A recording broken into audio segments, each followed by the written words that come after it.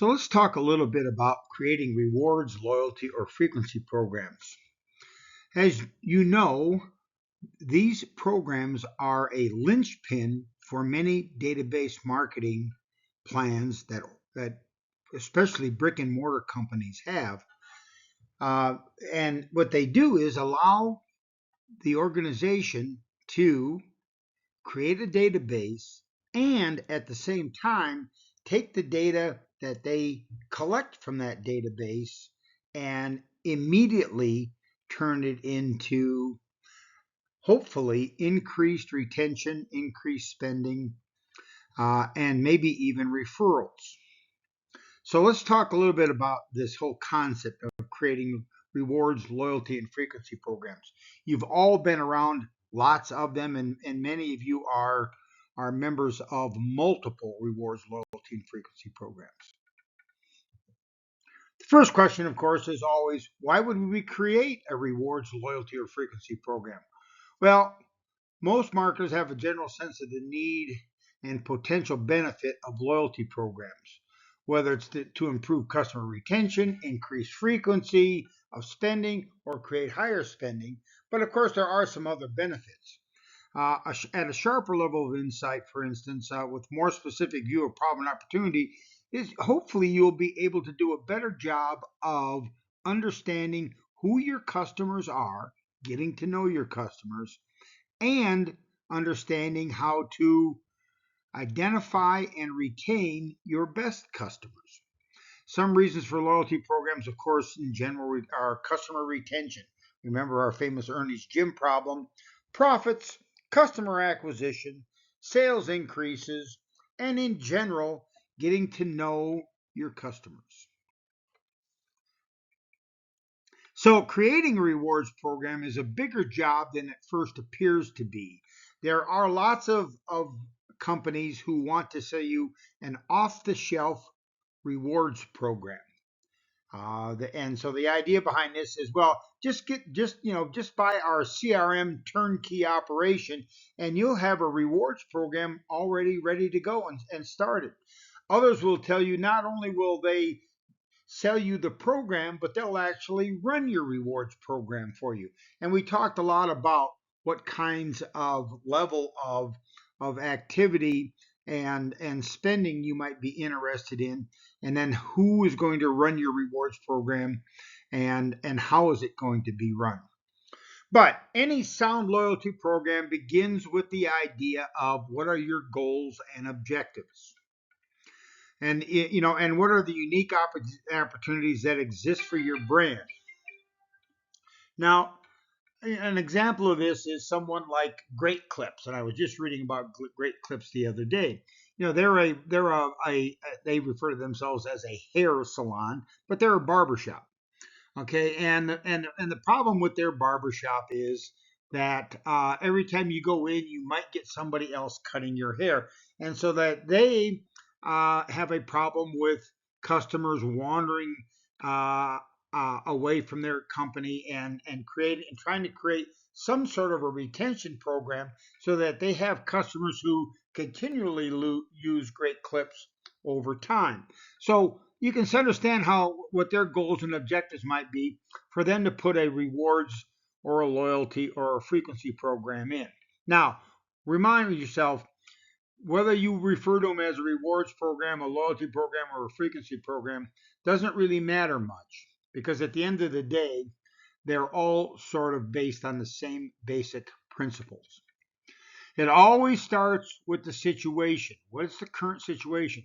Think about Great Clips. Now, I've been going to the same barber for the last 20 to 25 years. So I don't have a lot of rollover in terms of switching barbers on a very regular basis. The people who end up going to Great Clips are probably at the other end of that spectrum. And so they do need to identify those customers and try to keep them buying haircuts from Great Clips rather than someone else, like Sport Clips or who knows whose clips. All right. And of course, the idea here is based on the proven psychological motivators that tangible rewards, and tangible rewards mean things like free haircuts, and in some cases, emotional benefits will drive loyalty and engage your customers in a way that will keep them from going to a different competitor. Rewards and programs are design process typically starts with a concise problem statement, and it defines the most important challenges in providing a, a program that will most often retain customers and perhaps increase their spending. All right. The next step, of course, in this is then ideation, which is coming up with some sort of creative rewards program or loyalty program that makes sense for this specific situation. My favorite example of this is that very recently, Panda Express put their rewards program in place. And they could have put a rewards program in that looked just like McDonald's or looked just like Jack in the Box or looked just like any of the other fast food chains. But they put one in that had a Asian Chinese flavor to it. That is, and so it tends to fit Panda Express's overall brand image, and and rather than look like it's sitting out there all by itself, it actually has been relatively easy for Panda Express to integrate into their their their brand image that they currently have.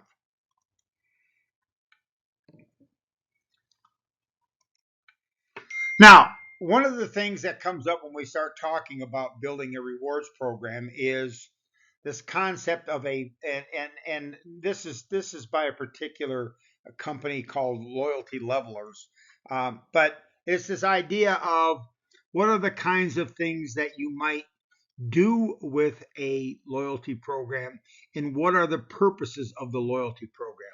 And so let's look at what's called the balanced scorecard approach. One of the purposes of having a loyalty program is to drive behavior. That is, drive incremental activity. For Great Clips, it's what? Getting people to get haircuts on a relatively frequent basis and continue to use sports clips, even though every time they go there, they were going to get someone else cutting their hair. And so, one of the critical aspects is driving incremental activity and then rewarding people for spending money with you.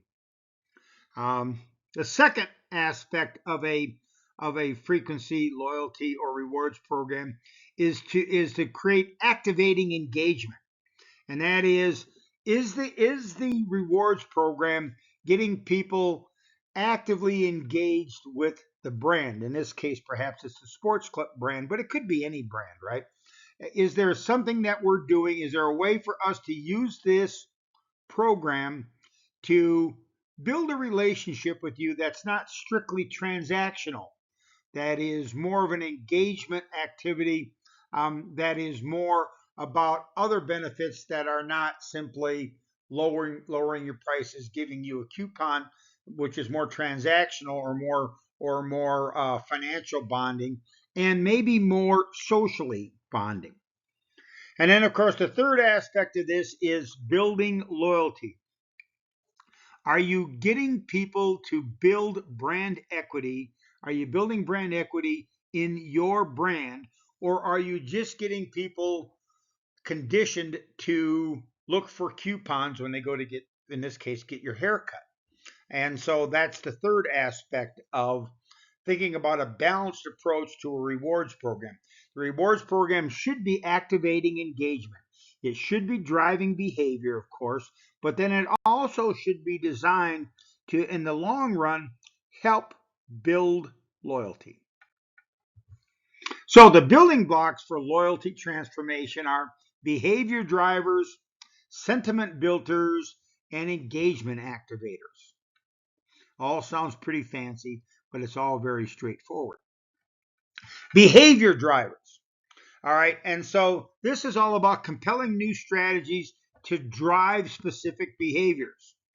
In the hair cutting business, of course, it would be what? It would be to have you come in and always get your hair cut with us, and perhaps go beyond the basic haircut and add on some of the bonuses that are associated, and some of the premium aspects of the sport of the Great Clips haircutting experience.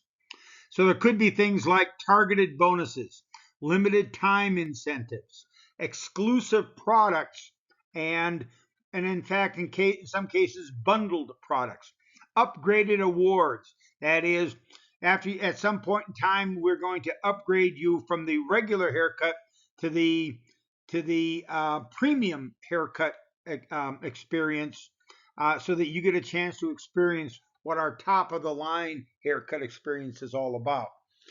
It could be there's a frequency threshold.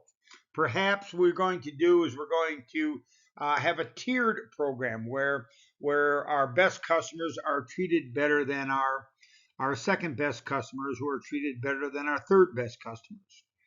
Um, and of course, then spend thresholds, referral rewards, and extra savings for as a reward and as a thank you for being a loyal customer.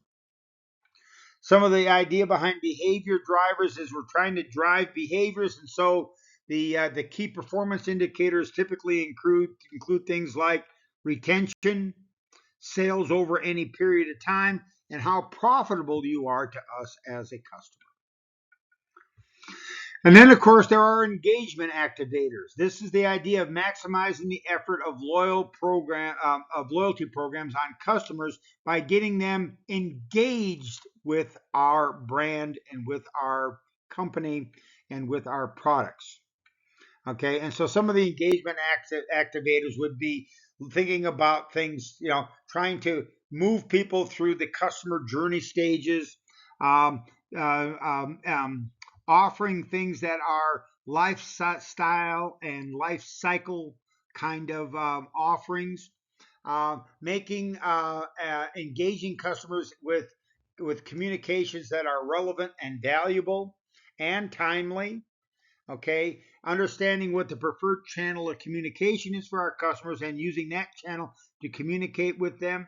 There is such a thing as, in some cases, as location intelligence. That is, whether you shop at this store regularly or not, when you come in, you're treated as if you have been, no matter which store you're in, you're treated the same way. That's especially critical for someone like a hair cutting operation, so that when you're on the road someplace, or you're on a trip and you decide to go get your hair cut, let's make sure that we have all of the data on what your haircut is supposed to be like, so that when you come into a new location, we have the same information as your regular location has.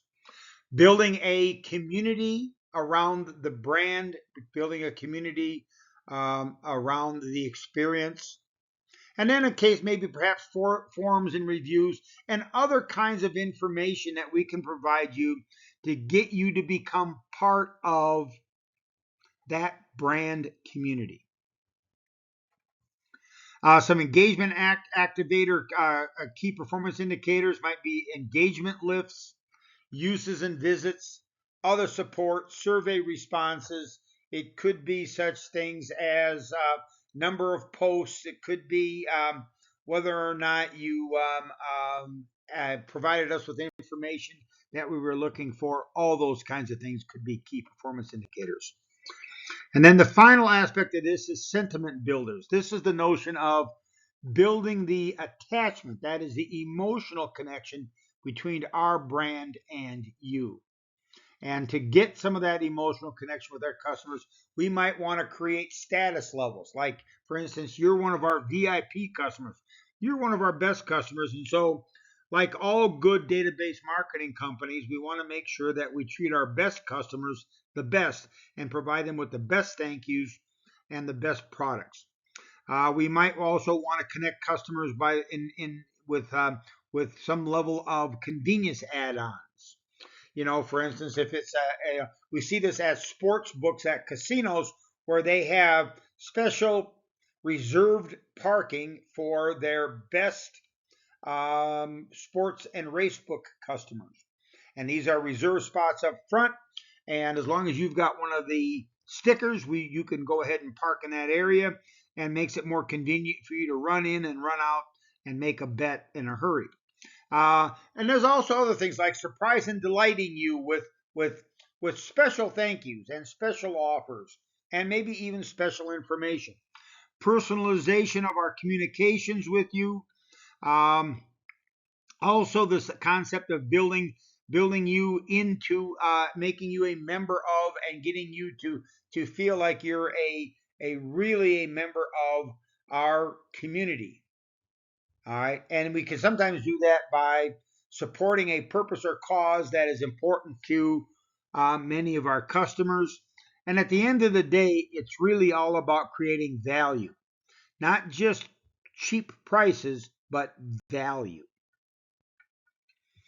Some of the key performance indicators that we might find when we're building loyalty would be all the basic loyalty measures: spending rates, retention, referrals, and um, and and how long perhaps you've been a member with us, and and how often you go to some other store, and so it becomes more of a share of wallet kind of an approach.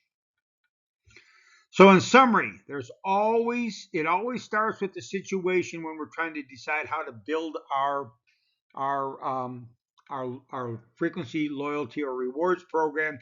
It always starts with the situations and our goals and objectives, and then we can decide what sort of rewards program we need for our specific situation.